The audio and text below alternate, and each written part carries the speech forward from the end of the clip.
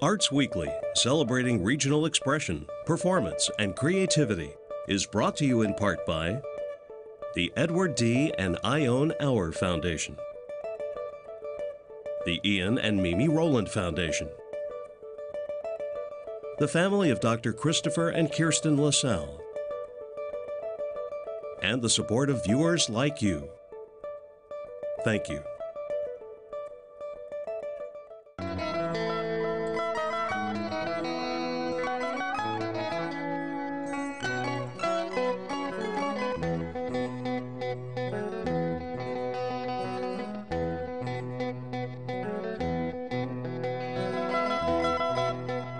This is Arts Weekly. Arts Weekly is produced in cooperation with the College of Visual and Performing Arts at IPFW, offering degrees in fine arts, music, theater, and visual communication and design. Welcome to Arts Weekly. I'm Melinda Haynes with the IPFW College of Visual and Performing Arts. In the second half of the show, we'll meet Liz Monnier from Fort Wayne Dance Collective. But first, I'm joined by Ann Shive and Dan Diefenbacher from A Renaissance in Roanoke, which takes place this Saturday, October 12th, in downtown Roanoke from 10 a.m. to 5 p.m. The festival features an outdoor juried art fair featuring local and regional artists, children's activities, demonstrations, entertainment, student exhibitions, and culinary delights. Thank you both so much for being here to talk about A Renaissance in Roanoke. Thanks for having us. Well, you know, I can't wait to go down there myself on Saturday. I'm looking forward to seeing all there is in Roanoke. And you know, this is I don't know if it's a program or a production of the Roanoke Arts Council, yes, correct? Yes. Dan, can you tell me a little bit about what the Roanoke Arts Council is? Well, it's a group of merchants that started together in 2008 to promote downtown Roanoke, and it kind of evolved into an art festival or fair, if you will, and it has grown every year since then. This is our 6th year. Wow. So that was the sole purpose of the Roanoke Arts Council, was to just produce this fall festival? Yeah, not the sole purpose, because what they wanted to end up doing was promote the arts. And they've done that in many different ways, even with the children activities and such geared toward the arts. And so it's a juried art fair, as you mentioned. Yeah. We have probably this year over 40 juried artists. Wow. That's great. Well, and all down there in Roanoke. I mean, Roanoke has changed so much over the years, and it is a little hub of arts and food and all kinds of neat things going on down there. So you said that the festival started in 2008, you know, and with the Arts Council kind of promoting all of this, you know, what was the purpose of the fair and the name of it? How did we come to A Renaissance in Roanoke? Well, I think that it was intended to be called the awakening of the arts, and to some degree an awakening of Roanoke.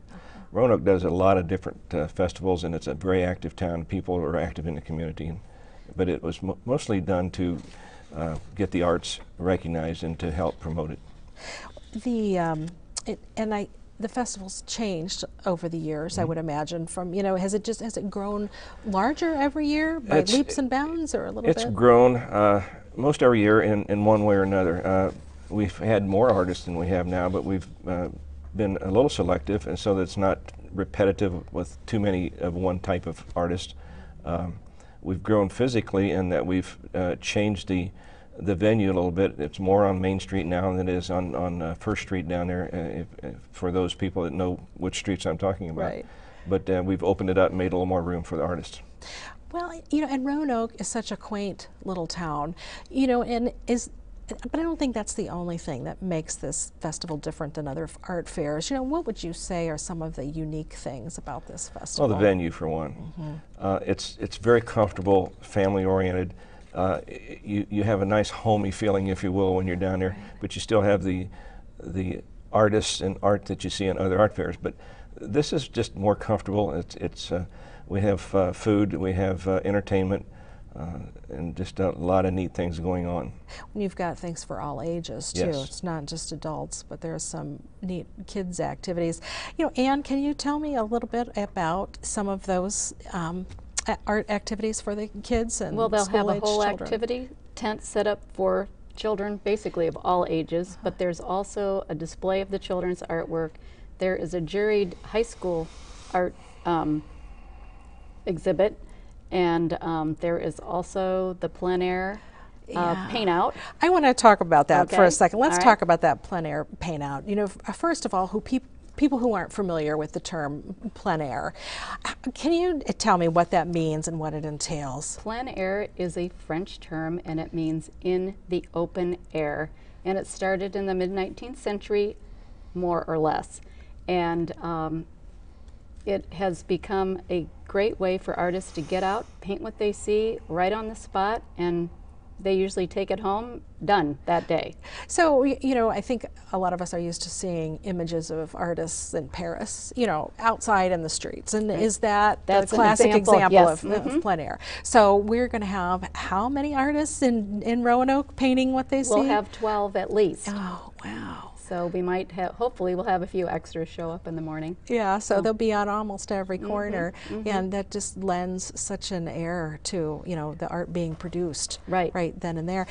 Now, you were telling me earlier about the school children, I think it was the 5th graders who did their own Right, plein air right, paintings. right. Tell me about how that worked. Well, they just get a chance to try it, and hopefully some of them will be there tomorrow to see what a professional artist actually does while they're painting. But the main thing for the children, it's get out there and try it. Just put your creative hat on and go for it.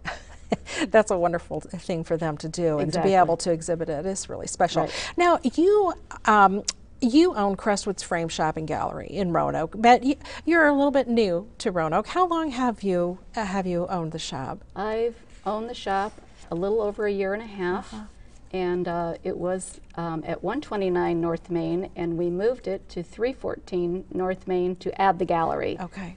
So that's a nice new part of it, because Right. that has been a part of downtown Roanoke For over 50 years. Yeah, a very long time. Now, since you've added the gallery in this new space, do you have a special exhibit for the art festival, and you also have exhibits throughout the year? Tell me a little bit about your schedule. The opening Saturday is for Gwen Gutwein, her Heritage Barn project, Okay. which she has been working on for 9 years. And we will have the first 50 of her barn paintings for sale for the first time. And by the time she is done with all of her paintings, she will have 184 paintings Oh my gosh. completed. And each painting has a history that goes along with it, and she's gotten to know the families. Right. Now, this artist is just one who will be exhibited, but you yes. have other artwork that's going to be exhibited through, Right. you know, how many other artists will be there downtown showcasing work? Tomorrow, over 40 will have their tent set up. Okay, so And- we've kind of got an right. example of some of the things here, and there's a painting too. That, you know, these are all works by artists who will be on site down there in Roanoke. Can you tell us a little bit about what we're seeing? You know, starting with this painting. This is actually one of Gwen's paintings, the Paxson Family Barn. It was painted in 2009, and it was painted on plein air. Okay, so it's kind of in. And I think it's from encompassing Jay everything. County. Okay. I think Is so. she shooting for barns in every county in Indiana, or? Two barns in every county in Indiana. Oh my gosh! Yes, So that's it's where an we're getting amazing to that number. project. Wow, that's huge. Okay, and then we've got some of these wood carvings. And Dan, these are your work, Yes, correct? You're a wood carver. Tell me a little bit about Well, these. this is a little unique media. These are actually carved out of tree bark, which most people picture as this little thin stuff, and around here it pretty much is. But this is tree bark from cottonwood trees, and I get this from the Plains states. Oh. So these are called whimsical houses, and they're just a joy to carve. They're just a lot of fun, purely creative, no pattern. I just start carving, and that's what comes out. How long does it take you to do something like Oh, this? the one over here on your right is probably about 40 hours. I can go, I have one I'm working on now, I probably have 50. Some I'll spend 6 or 8 hours on. That is just absolutely fascinating. The level of detail in that is amazing. So you have a tent, a booth? Yeah, I'll have at a booth the down fair. there, mostly for demonstration. I'll have a few pieces to offer, but I like demonstrating. I like to show people my craft, if you will. Yeah. And it's just fun to teach people. Well, about and it's certainly not just whittling. I mean, there's a No. lot more art involved to it. Yeah, than- it's more of a wood sculpture, if you will. Yeah. Oh, yeah, it's beautiful. But it's- Now, tell me about this Okay, this is a ceramic piece of pottery. Lynn Bartney does pottery work. She does very unique pieces, and it's very high quality. And I think she's going to be demonstrating also. Oh, wonderful. So that's just a nice selection of the, you said almost 40 artists who will be down there with their work for sale, and some will be demonstrating as well. Now, you've got all this art, then you've got these kids' activities. You're going to have some food, some entertainment. What else is going on down there? There's going to be several food vendors in addition to Grandma's pies, for instance. If you like pie, Grandma does great pies. And but there's several restaurants, Joseph DeQuee, the Emporium, Village Inn, a number of local restaurants are going to be open. We're going to have some bakery goods, I think.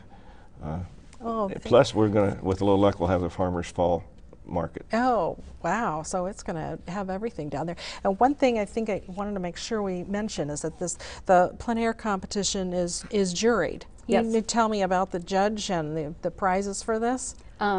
Charles Shepard, the director of the Fort Wayne Museum of Art, will be judging the plein air paintings, and there will be cash prizes for first, second, and third. Great. And then there is also a purchase prize that is for the Fort Wayne Museum of Art. So it's a great opportunity for these artists. Oh, that's wonderful.